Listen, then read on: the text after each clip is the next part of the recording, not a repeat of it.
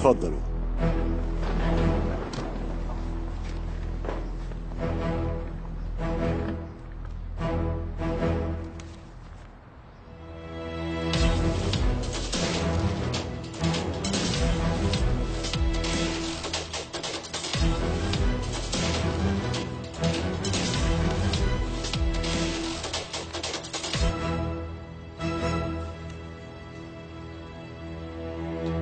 المحامي عم يقول انه في عنده ادله وشاهد جديد، لهيك وافقنا نقرب الجلسه ونشوف اذا هالادله ممكن تفيد القضيه. في شيء حابب تضيفه حضره المحامي؟ سيادة القاضي، الشاهد اللي حكيت عنه رح يثبت براءة موكلتي من هالتهمة. معناها خلونا نسمع الشاهد. استدعوا الشاهد.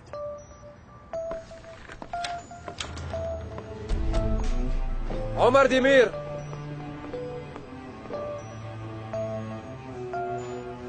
عمر ديمير.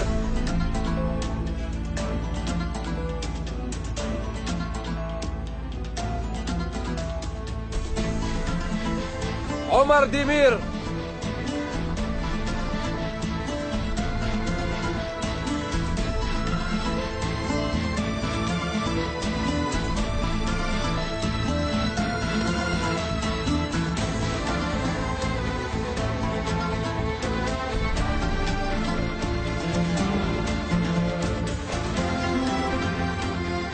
بدنا الشاهد عمر ديمير.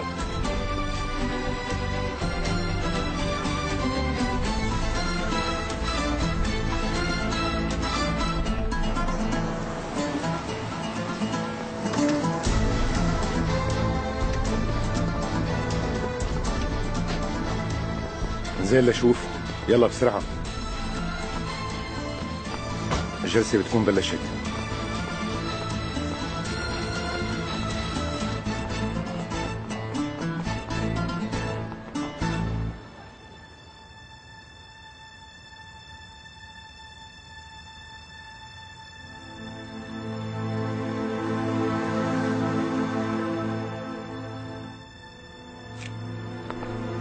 كل ينزل على الارض. وقف وقف وقف.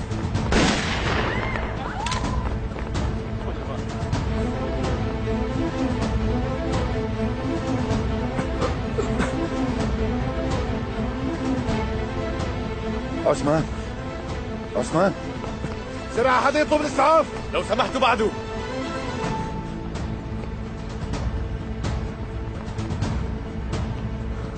عمر ديمير.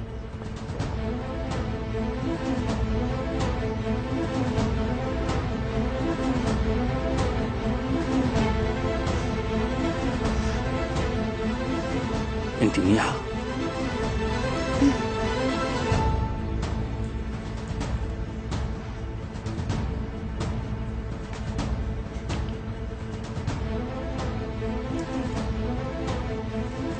أكيد صار معه مشكلة، ويمكن ما قدر إنه يقنع الشاهد اللي معه مشان يجي ويشهد بالمحكمة.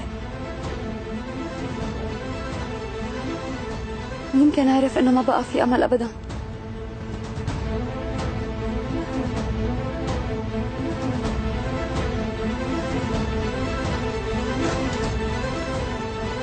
ما فينا نستنى أكثر من هيك، واضح إنه الشاهد مو موجود. سيادة القاضي، أنا اليوم الصبح شفت حضرة المحقق وأكد لي إنه عنده دليل وإنه عنده شاهد كان المسؤول عن جمع الأدلة بمكان حدوث الجريمة. يمكن صار معهم شيء على الطريق، كنت حابب أطلب تعطونا شوية وقت. سيادة القاضي، أنا حابة أحكي شغلة.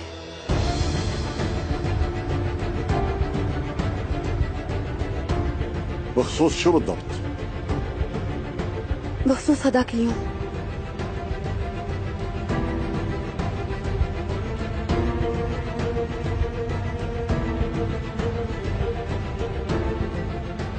طيب بس حاولوا تجوا بسرعة، الإسعاف على الطريق. عمهلك ياسر، ما بدنا إياه يموت بين إيديك. بعده شوي، خلوه يتنفس، بعده هيك. عثمان، عم تسمعني؟ شو كنت راح تقول للقاضي؟ بترجاك قل لي مين المجرم. احكي. عمر. بترجاك احكي مشان تنقذ انسانة بريئة. حاول تعمل شغلة منيحة بآخر لحظة. يلا. اسعف عمر، اسعف.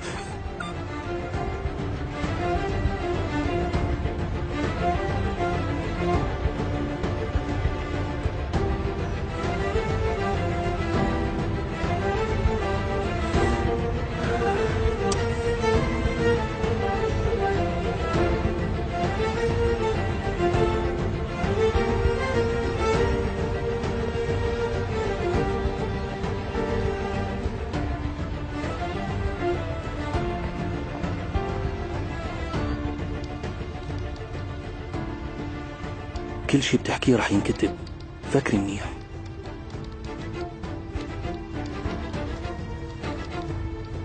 إيلين شو ناوية تعمل؟ أنا كمان ما بعرف، بس حاسة إنه القصة ما بتطمن بنوب. آنسة إيلين، أنت متأكدة إنه بدك تحكي؟ ولا بدك نأجل الجلسة؟ أنتوا اليوم ضيعتوا وقت المحكمة كتير. رح أحكي سيادة القاضي. كتير منيح.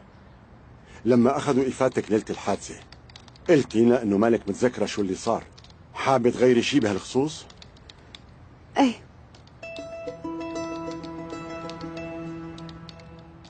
تذكرتي شي جديد؟ ماني متأكدة. طالما وضعك مثل ما هو، شو بدك تحكي للمحكمة؟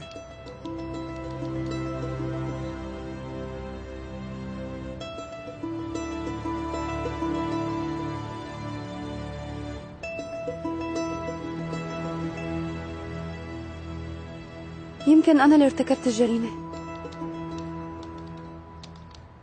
بظن أنه أنا قتلت حسين ديمير. شو؟ لا إلين، لا. لو سمحتوا هدوء.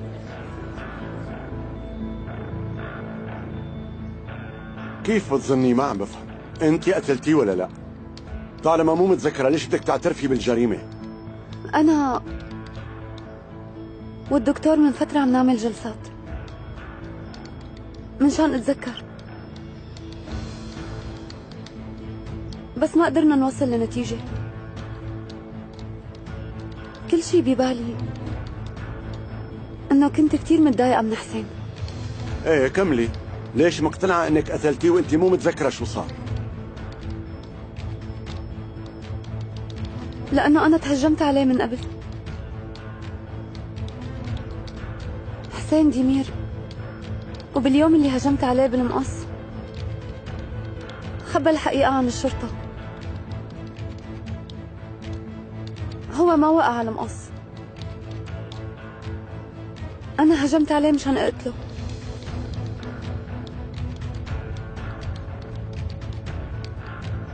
وليش هيك عملتي؟ لأنه صار يحكي بطريقة سيئة عن بابا، وكتير عصبت وما كنت بوعي. بجوز هديك الليلة صار معي هيك موقف وعصبت منه كتير وقتلته من دون وعي.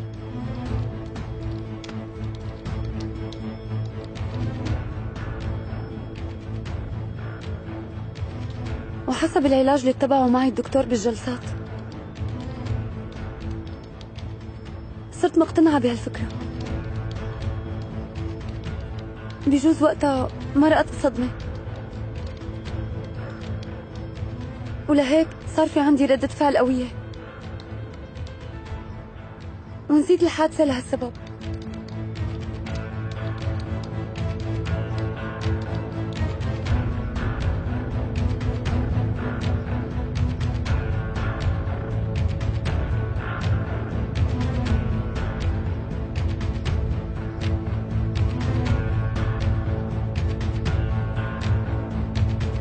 الله يوفقك فاتح، الجلسة لسه ما خلصت. إذا بتعرف حسين وينه خلينا ناخده معنا ونطلع إيلين. روشان افهمي علي، ما بقدر. أنا ما بقدر. لك أول ما أطلع من باب المحكمة دغري بده يقتلني طاهر. إذا بحكي كلمة بنقتل. بس روشان أنا حابب ضل عايش، بدي أتنفس وأعيش حياتي. لك مو جاي على بالي موت مشان حدا تاني.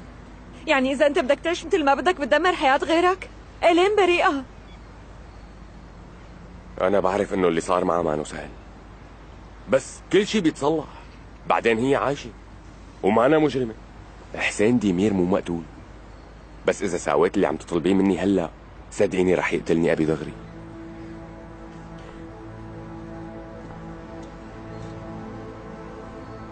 لا تطلعي فيني ما بقدر، بس إذا أنت حابة تحكي هذا حديث تاني.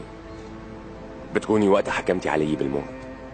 إذا عرف عمر بخصوص أخوه علاقتي بالجريمة وإنه أخوه عايش، صدقيني رح انقتل بأرضي ورح تكوني أنت السبب بموتي. منيح هيك؟ لا مستحيل، أنت ناوي تجنني. أنت كيف قدرت تورط أختي بهي المصيبة؟ صدقيني طاهر كان مظبط كل شيء من قبل، ولو ما تدخلت كانت اختك حتصير مجرمة عن جد. كان رح يقتل حسين ديمير. انا ساعدتها، عم تفهمي؟ والجثة اللي شافوها لمين؟ مين بيكون؟ انا كمان ما بعرف مين. وانت قتلته؟ فاتح مشان الله مين قتله؟ اطلع بعيوني واحكي صدق بس هالمرة. خلصنا روشان، شيلينا من هالحديث وخلينا نحكي عن ابننا. ايه عم تديري بالك عليه؟ لا، انت مفكر انه انا وحدة غبية. انا صدقت انك رح تتغير وكنت عايشة بهذا الحلم، بس انا كان لازم اعرف شو حقيقتك من وقت ما قتلت صدقي. انت قد ما حاولت تتغير وتقيم الشر اللي جواتك بترجع توقع فيه من جديد. انت هلأ متين اللي خطفني ومستحيل تتغير.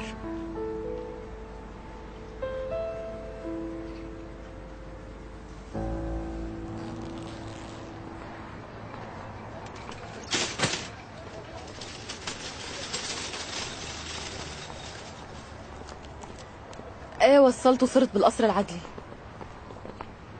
طيب بحاكيكن. ياسر وام اللوي قالوا لي رح ياخذوا الزلمه على المشفى ومن هنيك رح ياخذوه على القسم، وقال ما رح يتركوه ابدا. هذا ما لازم ينترك، ما بدنا اياه هو كمان ينقتل فجأة. اكيد طاهر دوندار رح يحاول يخرسه، بس الشغله اللي ما فهمتها انه ما في حدا غيرنا بيعرف بجية عثمان. كيف عرف طاهر؟ هلا وصلتنا الاخبار، كانوا عم يراقبوا فهمي وقت اللي وصل عثمان. في حدا من فرع انطاليا عم يشتغل لحسابهم. هالحيوان عنده رجال بكل قرنه وكل مره بتصير فينا نفس القصه.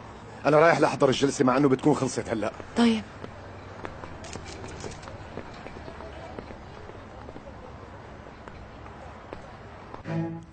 بتعرف احجار الدومينو يا معتز؟ بيضلوا يصفوها ويتعبوا عليها وممكن يطولوا كذا شهر.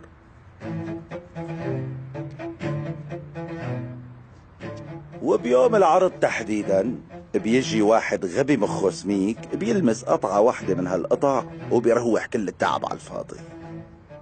وانا هيك عمل فيني ابن عمي الاجدب بعد ما صفيت احجاري وتعبت عليهم كذا سنة، من لما قتل سلمى واحجاري كلها بلشت توقع. بس انا بحسب حسابي ل100 سنة ومستحيل استسلم. عم ارجع صف احجاري من اول وجديد، وقد ما حاولوا ما حيوقعوني. مو باين لي غير حجرين 3 وبتكون الدومينو كملت. ايوه طيب مو مشكلة. طمني شو صار، مشي الحال؟ خلصنا من عثمان يا بيك وما قدروا يلحقوا الجلسة، انقتل دغري بعد ما قوصوه. ممتاز ممتاز كتير منيح. وشو صار بالجلسة ما عرفت؟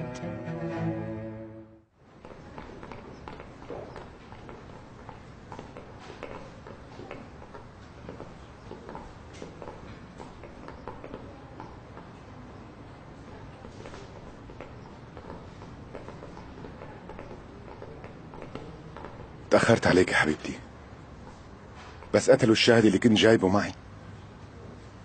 هالحكي ما عاد يفرق هلا، ما بقى يهمني.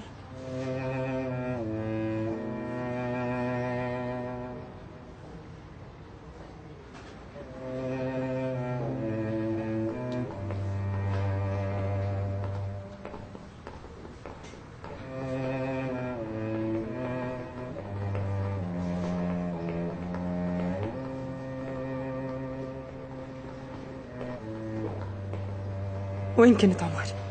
ليش ما لحقت الجلسة؟ لك الشاهد تبعنا انقتل على باب المحكمة. شو صار جوا إيلين؟ ليش هيك عم تحكي؟ إيلين اعترفت إنه هي المجرمة وإنه هي قتلت حسين. ليه؟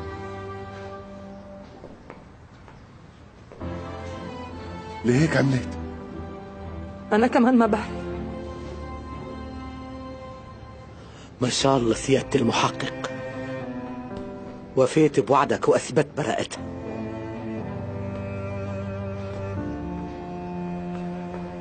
سيادة المحقق، إذا ضل هيك الوضع مصيبة. نحن رح نخسر الدعوة بعدين. القاضي أجل الجلسة لبعد 5 أيام مشان القرار. طيب إيلين ليش هيك عملت؟ كنت عرفان بهيك قصة؟ كانت كتير تعبانة، وواضح إنه تأثير الدكتور النفسي عليها كبير. تخيل عم بيقلها الدماغ بينسى هيك أحداث مشان ما ينصدم. لازم أشوف إيلين وأحكي معها.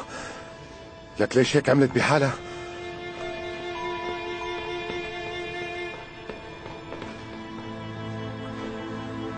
عمتو، شو بدنا نعمل؟ طمني استاذ، بعد اللي صار إيلين قديش بدها تنحبس؟ القاضي طلب تطبق عليها المادة 82 من القانون الجنائي. شو يعني؟ فهمنا شو ترجمته؟ القتل العمد عن سابق إصرار وترصد، والعقوبة بدها تكون السجن المؤبد.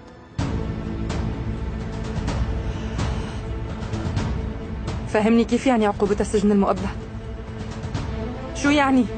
إيلين بدها تقضي بقية عمرها بالسجن؟ عن جد الكل جانن، كل الناس مجانين. أصالة، لك انتو كلياتكم مجانين. اختي بريئة وما قتلت حدا. روقي شوي. بدهم يحبسوها مؤبد وهي ما قتلت حدا. عمتو لك والله هي ما روقي شوي، قتلت روقي. حدا. خلاص روقي. قد ما عليتي صوتك هلا ما رح تثبتي إنها بريئة.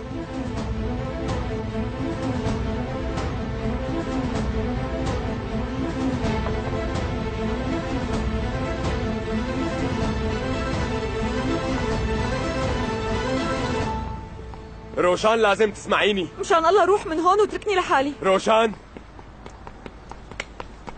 ما حأتركك، والله ما بقدر. ما رح أتركك لحتى تقولي لي إنه ما عاد تحبيني. أنا ما بحبك. طلعي بعيوني قوليها. لك مشان الله حاجة تستغل مشاعري. والله تعبت وما عاد فيني اتحمل أكثر. مشان الله. بعرف إنك متضايقة مني، بجوز معك حق بكتير قصص، بس وحياتك ما كان عندي حل تاني. طاهر ما ترك لي غير حل، مشان هيك كنت مضطر سايره. وسايرته على حساب اختي؟ لك بجوز تتحاكم، والمصيبة انه ممكن تصدق انه هي اللي قتلته. هالشي لحاله رح يخليها تجن، ونحن هون ومو قادرين نساعدها. واخو عمر اولاده ال3 مو حرام؟ لك هدول الاولاد مفكرين انه ابوهم خلص مات. كل هادو عم تقلي كنت مضطر وما عندك اي حل تاني. لك على فكرة القصة كانت كتير بسيطة. كنت رح توفي بوعدك لعمر وتسلم طاهر ونخلص كلنا من هاي المشكلة، بس انت ما بدك. لهيك حاجة تضحك على حالك وعلي. انت عملت كل هاد كرمال بس المصاري والسلطة. تخليت عني وعن عمر وعن كل الناس كرمال المصاري، مع انه نحن وثقنا فيك رغم كل شي صار. انتي ما بتعرفي كل ظروفي من انا وصغير. ما مرقت علي ولا ليلة من دون كوابيس، وكنت على طول شوف منظره وهو عم يقطع لسان امي. قد ما حكيت لك ما رح تحسي بالعذاب اللي مرقت فيه. وكل هذا الجاه والمصاري اللي بيملكهم هلا كله كان على حساب وجعي. عم تفهمي؟ عم تفهمي علي؟ انا مو خايف لا من الحبس ولا من اي عقوبة، بس عندي طلب صغير من هاي الدنيا. بس اترككم انتي وامي وابني. طبعا اذا ابني لساته عايش بدي ما ينقصكم اي شيء. بدي تعيشوا بامان ومن دون مشاكل. احيانا في كلام قد ما بينعاد بمناسبة ومن غير مناسبة بيصير عادي وبيخسر قيمته، وبتصير تتعود تسمعه كل ما صارت مشكلة، وما عاد يأثر فيك مثل أول مرة. يعني عم تقولي لي اني بياع حكي؟ فيك تفهمها مثل ما بدك. ايه أنا ما نزلت البيبي، بس للأسف أنا ما فيني أعتبرك أبوه. إذا بدك ياني صدقك لازم تعمل شغلة بطولية لترجع ثقتي يا متين.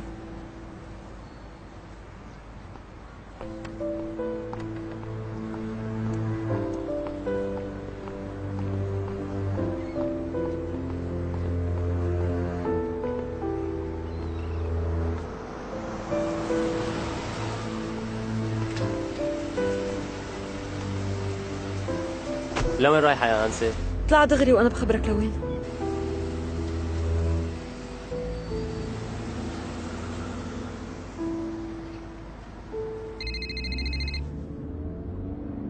ألو، أصالة.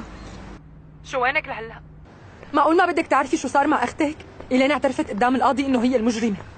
ليش؟ بس هي ما دخلها بالشي. انتو كان لازم تمنعوها. ما عم ترد علينا ابنهم. باينتها كثير تعبانة نفسيا. أصالة أنا لازم أحكي معك شغلة كثير مهمة. إذا الموضوع ما بيخص إيلين ما عندي استعداد اسمع. إذا عارف عمر بخصوص أخوه علاقتي بالجريمة وإنه أخوه عايش، صدقيني رح أنقتل بأرضي ورح تكوني أنت السبب بموتي. شو صار رورو؟ وين رحتي؟ عم بسمع. أصالة أنا كثير تعبانة نفسيا، مشان هيك أنا حابة ضل لحالي هالكم يوم. حاجتك جنان، ممنوع تروحي لمحل لأنه الهروب ما رح يحل مشكلتك. ارجعي على البيت فورا وخلينا نساعد بعض، فهمتي؟ صدقيني أنا بهالفترة ما خرج شوف حدا منوب، خلص اتركوني لحالي. بعدين أنا عم حاول أهرب من فاتح. طيب روشان انقبري روحي، بس ابعتيلي عنوانك بالأول. طيب بنحكي.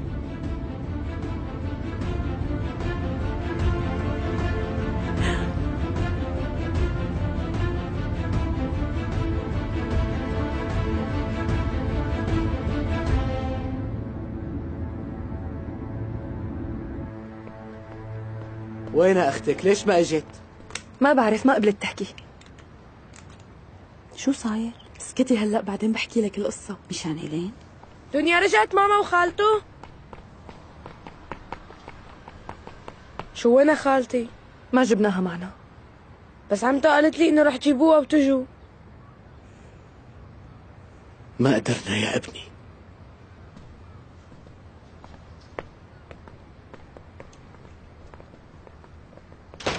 يمكن الشغل تطول شوي لبين ما تبين براءتها.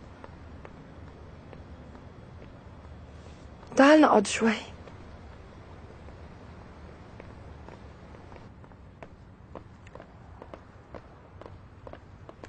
خالته نادية، ساوي لك قهوة ولا شاي مشان تهدي ويرتاح راسك؟ لا كتير تعبانة ومو جاي على بالي اشرب شي هلا. لا تخلي حدا يفوت لعندي وانت اطلعي لبرا وسكري الباب وراكي، ماشي؟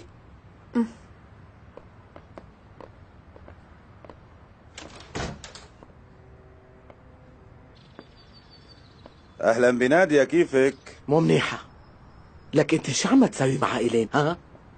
البنت وضعها كتير سيء. صدقيني انا بريء، هي اللي عملت هيك بحالها، انا ما دخلني اصلا من غير شيء. هي عندها مشاكل نفسية معقدة. اسكت وحاجة حكي بلا طعمة. هي بتضل بنت اخي عم تفهم شو يعني. والاخر مرة بقول لك لبقى تقرب عليها. انتو كتير زودتوها. لك انا كنت مجبور وانت بتعرفي الظروف. بنت اخوك وخطيبها كانوا راح يكشفونا ويضيع شغلنا اللي عم نتعب عليه سنين وننحبس كلياتنا. لو ما وقفتهم بهالطريقة كانوا حيوصلوا لعندك. لذلك قبل ما تطلعي لفوق فكري بالموضوع. اذا طاهر فات على الحبس مين بده يلحقه؟ رح اقول لك مين رح يلحقه يا حبابي، بس للاسف ما حنكون بنفس الغرفة. اسمعني طاهر دندار، بدك تعمل مثل ما عم اقول لك وممنوع تعترض. القاضي اجل الجلسة لبعد 5 ايام ووقتها رح يحددوا العقوبة. والحكي شو معناته؟ معناته في 5 ايام. وإذا أنت ما بدك تتصرف أنا بتصرف بطريقتي، مفهوم؟ بدي أجيب شي حدا ورح يقول لهم إنه هو القاتل. عم تسمع؟ بقى شوف شو بدك تساوي.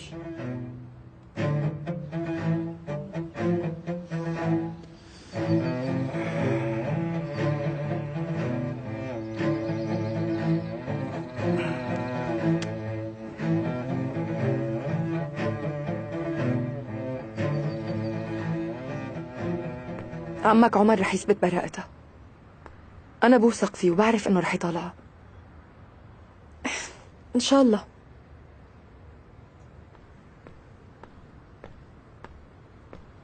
مدام أصالة، معلش تجي شوي. شوفي دنيا، يا ريت تيجي على الباب مدام، لأنه في وحدة بدها تشوفك. مين هي؟ ايه خلص دنيا، لبين ما تفكري شو رح تحكي بكون وصلت على الباب.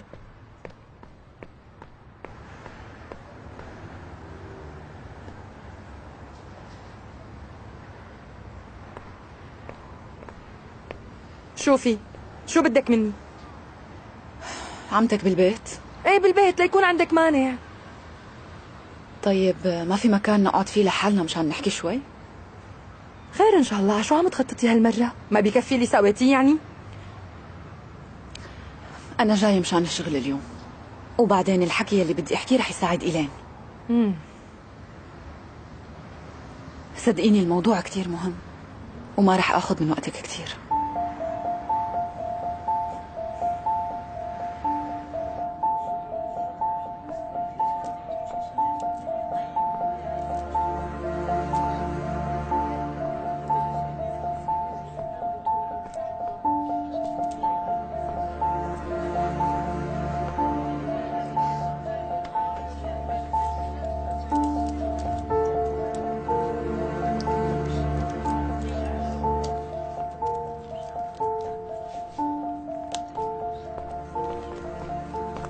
استني شوي، أنا بفتحها. يسلم.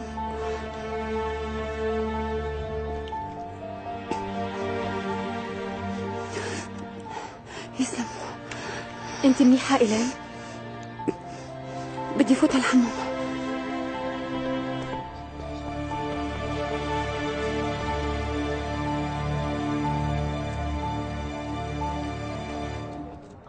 مبين انه الجماعة تبعك عرفانين كيف يشتغلوا.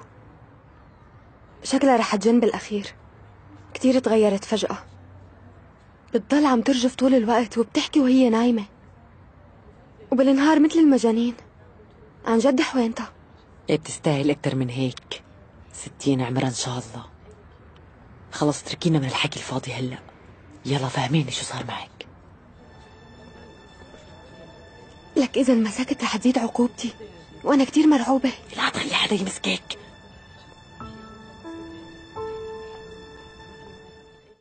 إيلين عرفت بكذبة تحليل الدي ان اي؟ أكيد هي ما بتعرف إنه عمتها ورا الموضوع. ماني مصدقة. صدقيني هي اللي زبطت القصة كلياتها، وأنا قلت له لعمر. وانت ليش جاية تحكي لي هالحكي اليوم؟ جاية تحكي عن عمتي قدامي؟ شو هدفك؟ فيني افهم؟ جاية مشان توقعي بيني وبين عمته؟ لا بالعكس، أنا مو جاية مشان ضر حدا. بعرف إنه أنا ضايقت إيلين وكذبت على الكل. لهيك أنا حابة أصلح غلطتي وجيت مشان ساعدكم. عمتك عم تخبي كتير شغلات، مثلا فايزة. شو دخل فايزة بحكيك؟ كيف وصلتي من التحاليل لعند فايزة؟ عبير امشي من هون ولا تطلعي لي خلقي أكتر من هيك. شو بتعرفي عن فايزة؟ فيك تقولي لي؟ عبير اطلعي من بيتي. أصالة أنت بتعرفي إنه فايزة كلياتنا بنعرف إنه عمتي تبنتها من الميتم. عمتي ما أجاها أولاد، لهيك تبنيت البنت من الميتم من هي وصغيرة، وهلا الله معك. يلا. أصالة، فايزة بنتها الحقيقية بس هي ما عم بتقول، وما حدا بيعرف بالقصة.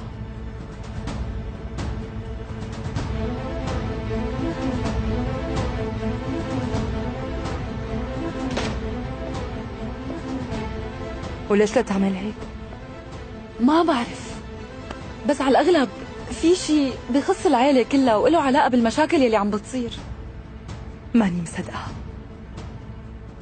طيب أنا فيني أثبت لك هالحكي إمتى ما بدك، والأهم إنه هاي شغلة من الشغلات يلي عم بتخبيها. أنتوا عايشين سوا، معقول ما لاحظتي ولا شيء خليكي تشكي بتصرفاتها؟ ما هيك؟ مشان اخذ احتياطي. طيب لا تعصب، لا تعصب. بس في شغلة تانية أهم، وقت تنكشف القصة لازم كون مع إيلين لحتى أتصرف، لأنه ما بتعرف شو ممكن يعمل عمر وما بدنا نعلم. ليك يا عبير، كل شي حكيتيه هلأ ما بيخليني سامحك بعد موقفك مع أختي، عم تفهمي؟ بعدين الحكي اللي حكيتيه ما منطقي، واهم شغله انه انا مستحيل اني اوثق فيكي بنو، ولا تتوقعي انه صدق هالكلمتين واحكي لك شيء عن عمتي. طيب ما بدي تحكي لي عنها، بس عرفي شو عم بتخبي.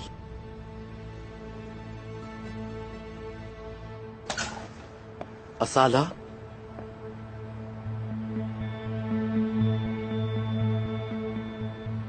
شو عم يصير فهموني؟ ليش اجيتوا على شقة روشان مو لعنا؟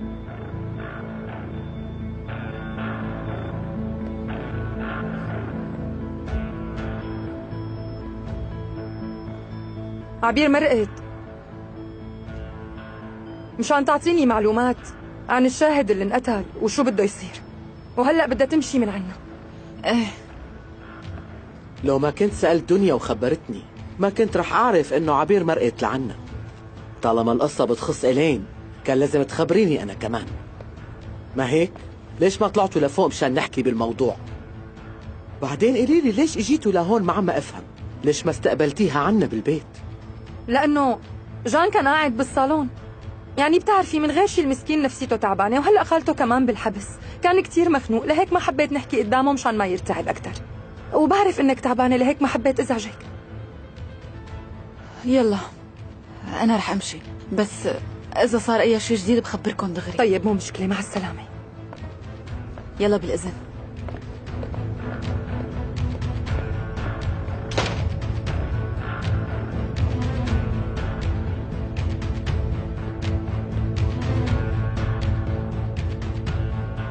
ما بدي غير ساعة. سيادة المدير الوضع كتير مكركب، إلين نفسيتها كتير تعبانة ولازم شوفها فورا. مو بس هي اللي تعبانة، في كتير غيرها نفسيتهم أسوأ. أنا ما قصدي نفرق بين حدا والتاني، بس سيادة المحقق، أنت شفت خطيبتك من وقت ما اجت لهون أكثر من مرة، مزبوط؟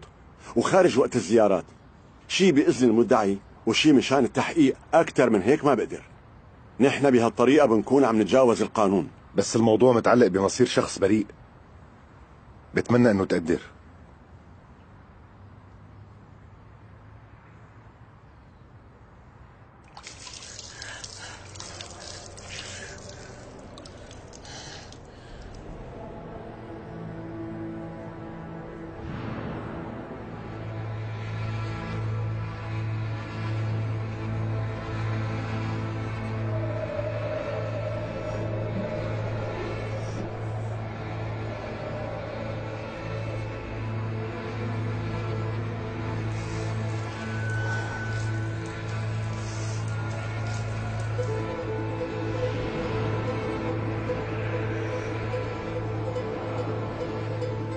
أنت ما متت؟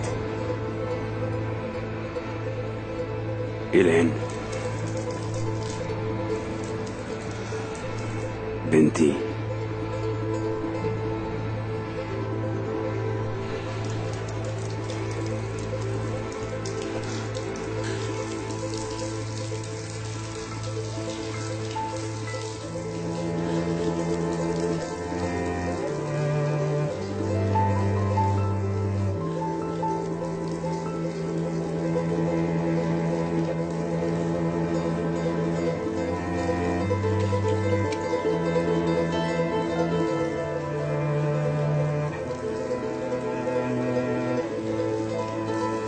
يا ربي يا ربي.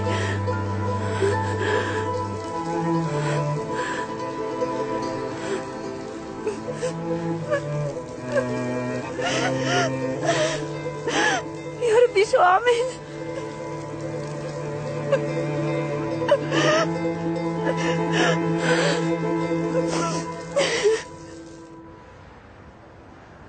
شوف مضر، أنا رح ست الطابة على الحجار مشان وقعهم على الأرض.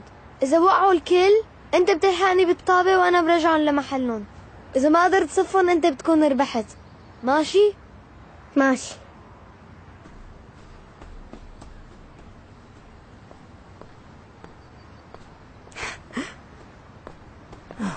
شايفة هي اجت مرت عمي، قلت لك انه كثير تأخرنا على البيت. ان شاء الله ما تحكي شي وتبهدلنا. ها شو امتى رجعتي مرت عمو؟ صار لي 3 ساعات واصلة على البيت. شو وين كنتوا كل هالوقت؟ صار لكم كذا يوم بتحملوا حالكم وبتختفوا.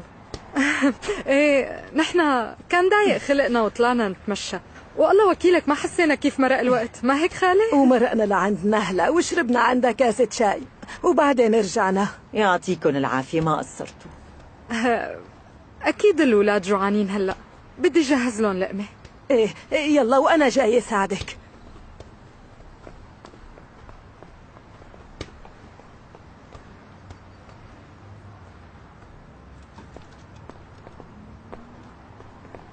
شايفة على الحظ اليوم كمان ما شفنا شي. كتير صعب الواحد يلاقي شغل. ما قلت لك من أول يوم هن بدهم يشغلوا ناس صغار بالعمر، بعدين حتى بالمطاعم والمحلات عم بفضلوا اللي معهم شهادات. طيب شو الحل؟ إذا دورت على وظايف السكرتارية بدهم يقبلوني؟ إيه طبعا دغري رح يصفوا الشركات على باب البيت مشان تقبلي تشتغلي عندهم. لك عشو بدهم يشغلوكي على شهادات هيك؟ طيب فهميني شو لازم أعمل؟ إيه الله وكيلك بعنا كل قطعة ذهب وفضة عنا، ومرت عمي مو ناقصة هم مصروف البيت. ولا المسكين عمر الله يعينه في عنده 100 مصيبة وما فاضيلنا. ايه احكي مع ديما، رفيقها كتير غني ومعه مصاري، خليه يعطيها كم ليرة او على القليلة خليه يلاقي لك شي شغل. ما خرج، شكلهم تاركين بعض. المسكينة صار لها كذا يوم حابسة حالها وعم تبكي، وطول الوقت عم تدرس، لا بتطلع ولا بتفوت. ستي لا تاكلي هم، الله بيفرجها. الحمد لله انه في سقف مقاوينا، هي كمان نعمة، وان شاء الله عن قريب الله بيفتح بوشنا. ان شاء الله ان شاء الله يا رب تفرج علينا.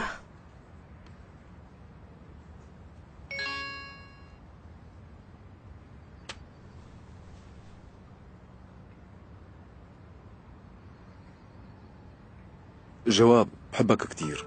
كيف؟ عرفت ما؟ أكيد عم تدرسي هلأ، مو بقيان غير كم أسبوع للفحص، وأنا ما رح أزعجك من هون لوقتها.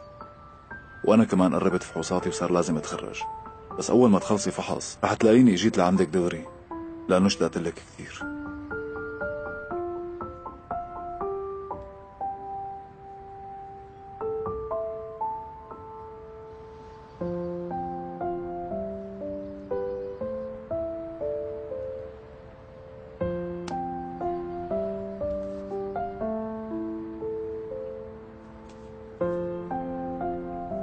امتى بدك تردي علي يا حبيبتي؟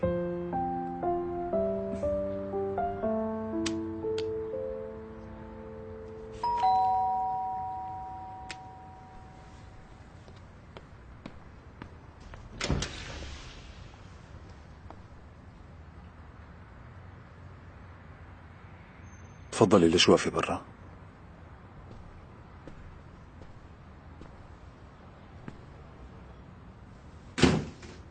شكرا كثير لأنك وافقت ضل عندك بهي الفترة، ما كنت عرفانة أبدا وين بدي روح بحالي. ايه بس نحن بنضل رفقات رورو. تفضلي. هذا بيتي اللي حكيت لك عنه، كثير ظريف. صغير بس مقديني، واخذت اجازة من الشركة مشان ادرس شوي. انت خذي راحتك، ماشي؟ يعني بدك تتخرج من الجامعة؟ ضيعت وقت كثير على حالي.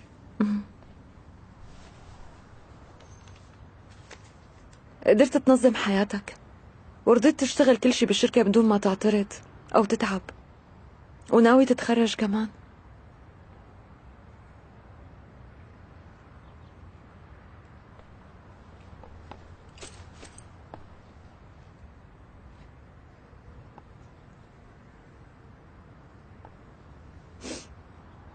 وبظن أحلى شي هو علاقتك بديما. بابا كان يقلنا إنه السعادة هي لما بتكون حر وصاحب قرار.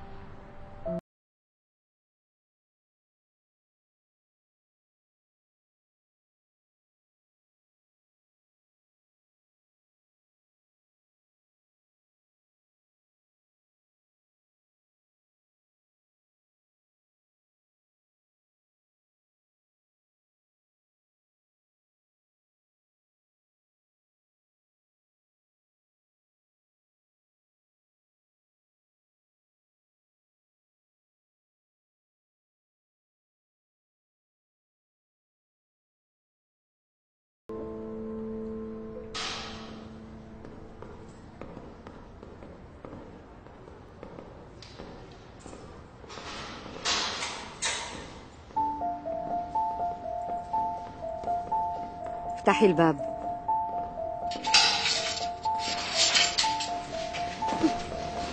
لك شو بكي ما عاد قدرتي توقفي؟ شدي حالك شوي.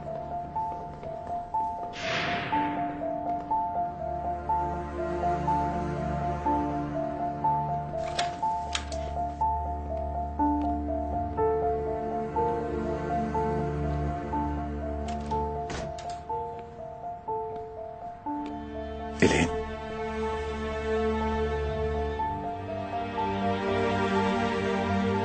كيفك؟ شو صار؟ ليش هيك حكيتي بالجلسة؟ مو اتفقنا تصبري؟ كل واحد فينا لازم يتحاسب، والعدالة لازم تتحقق. إذا عن جد في عدالة بالحياة ما لازم تنحبسي ولا لحظة، لأنه ما في حدا بريء قدك بالدنيا. ليش ايديك هيك باردين؟ والعرق مغطي وشك؟ انت منيحة؟